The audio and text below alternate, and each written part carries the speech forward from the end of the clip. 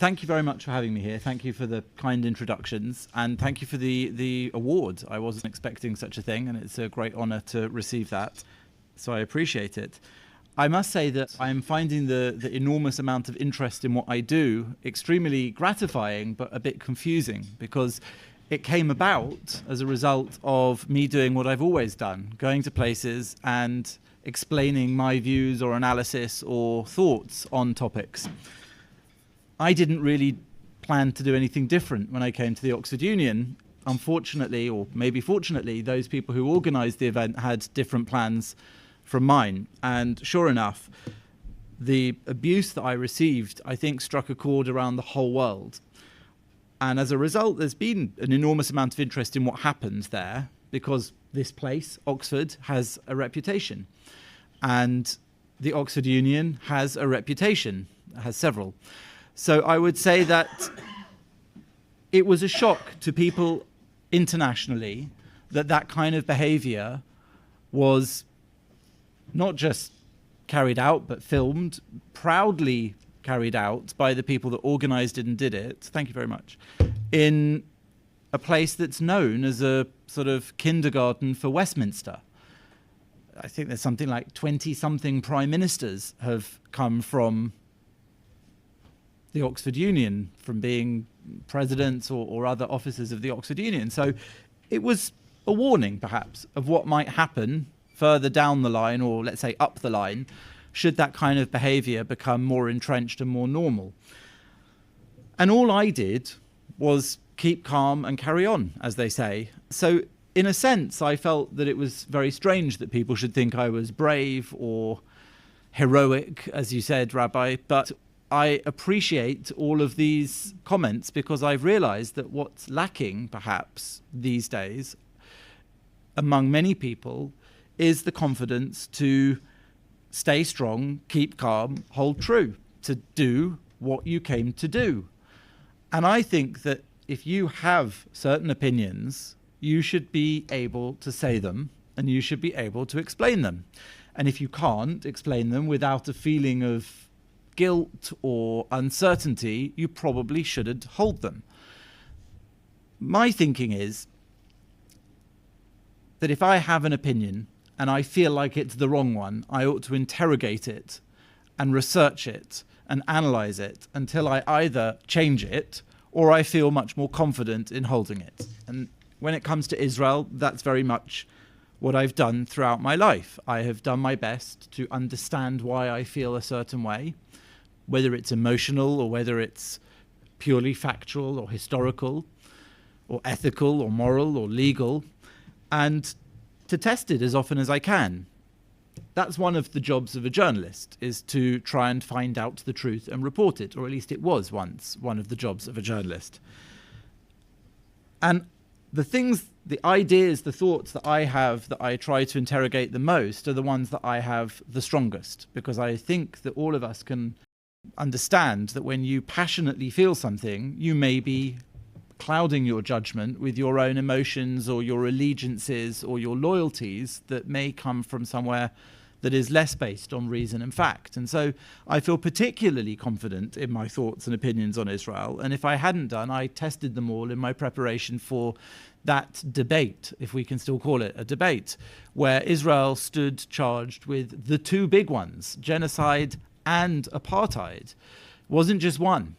Now, the Oxford Union could have held a debate on this contentious topic, this sensitive or controversial issue, by proposing a motion that talked about whether the two-state solution was dead, or whether the prospects for peace had been ruined, or any such thing that would have been less obnoxious and evil in its intent.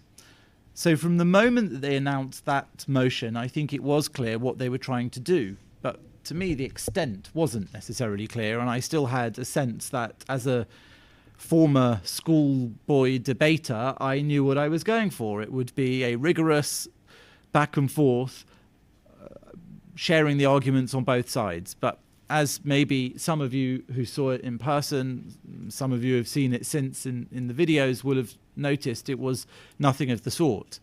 I felt that the other side were the most inflammatory and obnoxious speakers that they could have invited. One of them pulled out, Norman Finkelstein. My understanding is he was very afraid of debating against Mossab Hassan Youssef, who joined our team very late in the preparations. And to give you a little bit of background about what happened, I was invited some months before to the team, which had on it at the time Benny Morris, Natasha Hausdorff, me, and the then editor of the Jewish Chronicle. Benny Morris pulled out quite early on. I don't know the reasoning behind that. And we suggested that they could invite Yosef Haddad, who they did invite. And then about a week before, we made a WhatsApp group of the speakers to try to discuss a little bit of strategy, at which point the second pullout happened, and we received this message that said, "Oh, I'm not doing it. I pulled out a while ago." So at that point, I messaged the people I'd been dealing with at the Oxford Union, and I said, "Well, I understand that the editor of the JC's pulled out." And they said, "Has he?" And then I suggested that they might like to invite Mossab Hassan Youssef, to which they said, "Fine, but have you got his number?" I did have his number, and they told us that they'd invited him. Now, the strangest thing about that was that he told me they hadn't invited him. And it became clear in that moment that all of our suspicions about what they were doing were completely valid. They were playing us, they were trying to sabotage us, and they very much didn't want him, as a very powerful and strong advocate for Israel, to be there. And most importantly, an Arab advocate who came from a Hamas family and had been in an Israeli prison for terrorist activities, having then changed to informing for the Israeli Secret Service and saving, as you all know, countless lives by stopping suicide bombings for a period of over 10 years. So anyway, we told them that they let us know he was invited, and we told them that he'd let us know he was available. And so by 2 degrees of separation, we considered him invited and we considered him accepted, and that if they didn't like that, they didn't have any speakers. And that is how you came to see that team of speakers at the Oxford Union. And that was also the moment when that worked that I realized we were going to win. Not the debate, but they had caved under the pressure that we had put them under to have a fair team on our side. They had invited 2 Jews, Miko Peled and Norman Finkelstein, and we had invited 2 Arabs, and they didn't like that. Now, without raking over the whole affair again, I feel that the team was a particularly strong one because Natasha Hausdorff is very well known for her bold defense of Israel in the legal sphere. Yosef Haddad is an Israeli Arab who served in the IDF, which rather puts paid to the whole apartheid myth. And Mossab, as I've discussed, is somebody who has, I think, possibly entirely unique experience on this planet of both sides intricately of this conflict. I don't know anyone else who can possibly have as much knowledge as he does of both Hamas and the Israeli intelligence services. And he has then, since October the 7th, become one of Israel's leading media advocates. So he was incredibly well suited for this role. If I tell you that when he came to my house the next day, Friday, we were going to do an interview for my YouTube channel, which we did, and I hope you can all see it there, because I felt that I saw a side of this man that I had never seen in any of the interviews I've watched, and I've watched pretty much all of them over the years. I admire him greatly. But when he came to record that interview, he told me that he had had flashbacks in the chamber of the Oxford Union to Ramallah. Just think about that. This man has been in Hamas. He has been in Israeli jail, where he was subject to, I think, torture from the other Palestinians in the jail. And he had flashbacks from the Arabic cursing and insults that were going on in the Oxford Union chamber to those times. So I had to reassess my evaluation of whether I'd been brave or not, because as far as I saw it, I came somewhere, stated my case calmly and clearly, and tried to stick to facts and logical arguments. And in my books, that shouldn't really win you awards or medals. But I think that we live in very strange times, and I'm learning that there is a shortage of people who are willing to do that.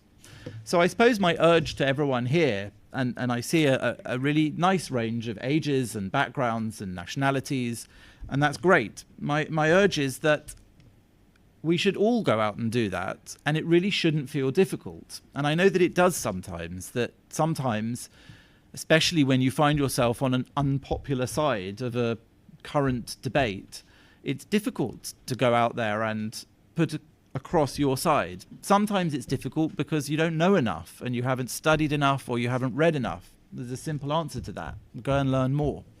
Ask questions, meet people. If you're not a big reader, though I hope people here are, watch things on YouTube. There are so many valuable and incredible lectures, interviews and talks on the internet. I think that we live in a time when it's so much easier to learn from some of the planet's smartest and best people without even having to go to a library or pick up a book.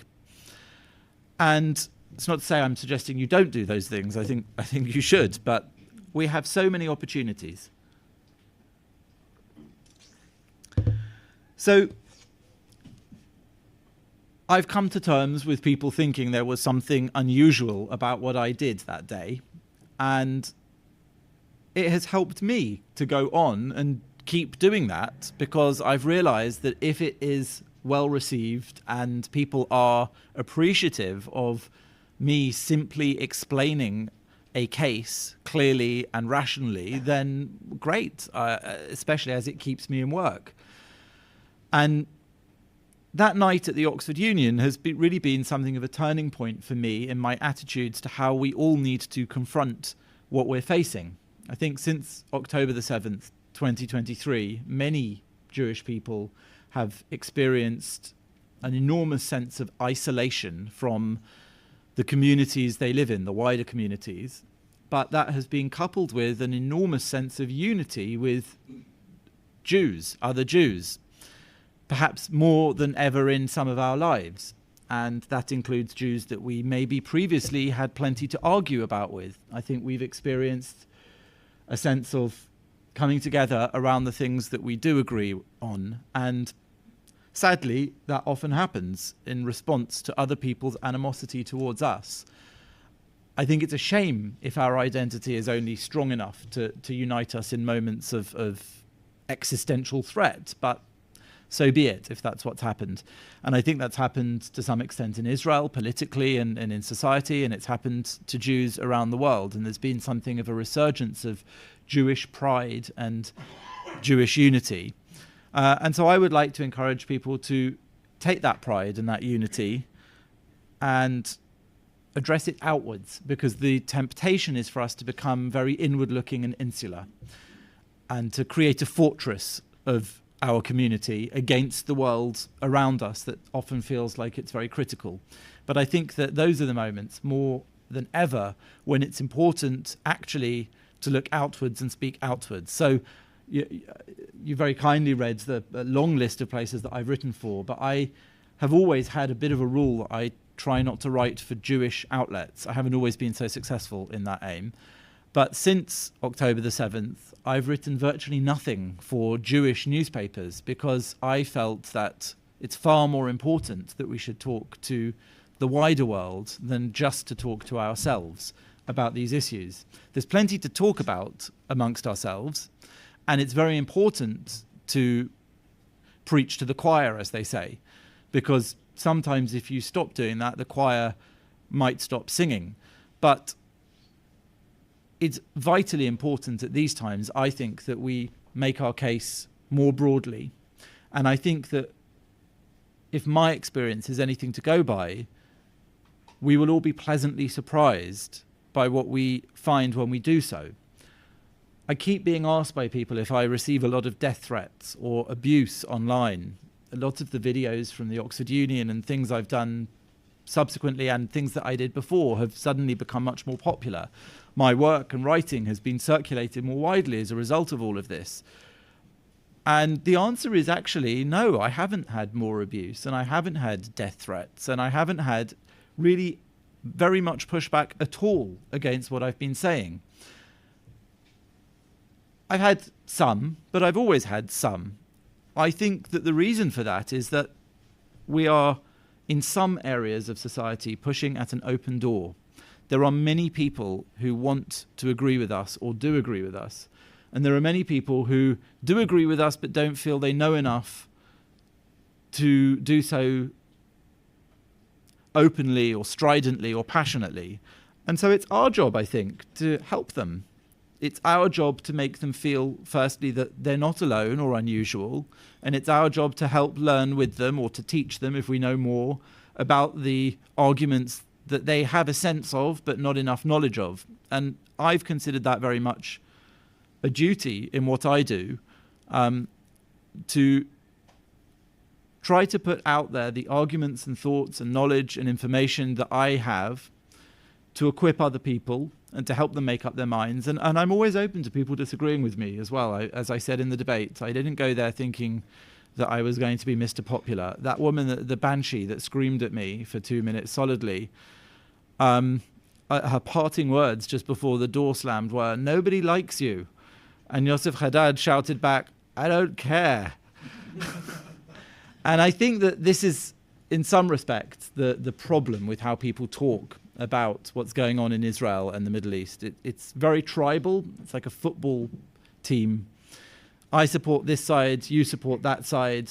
Or it's like a American high school movie. You know, nobody likes you, you aren't the popular kids. But really, we all know that that's not what this is about. Certainly as Jews, I think we know from our history that being liked isn't always the bottom line. Quite often survival is. And I gave a speech yesterday at a vigil in London to mark 500 days since the October the 7th attacks. And it was quite a depressing speech I gave, actually, but I felt it was important. What I said was, I realized on October the 7th that when people accuse us Jews of thinking we are the chosen people, they've missed entirely what it is we've been chosen for. Since October the 7th, I know that we've been chosen to be set apart from everyone else all the time. We've been chosen to be hated and hounded and hunted, literally, in our lives, whether it's in southern Israel or Amsterdam or going down Oxford Street on a Saturday morning while the Free Palestine crew are there. And I think that realization for many Jewish people, I think many people have shared that sense with me. Maybe some of you do, some of you don't. I think that realization has been that it's not really about whether everybody likes us. It's about whether we're right and wrong, and it's about whether we have rights and whether we should defend ourselves and our way of life and our opinions and our thoughts and our morals, which ultimately, let's face it, are the bedrock of Western society. Our laws, our morals, our commandments are the basis of those which make up what once was the West, not so much anymore. And that is why I think that our strong defense of those things and our strong defense of Israel in fighting to protect itself against the threats it faces could only help the wider world we live in to understand that Israel is really on the front line of a battle that we're all engaged in.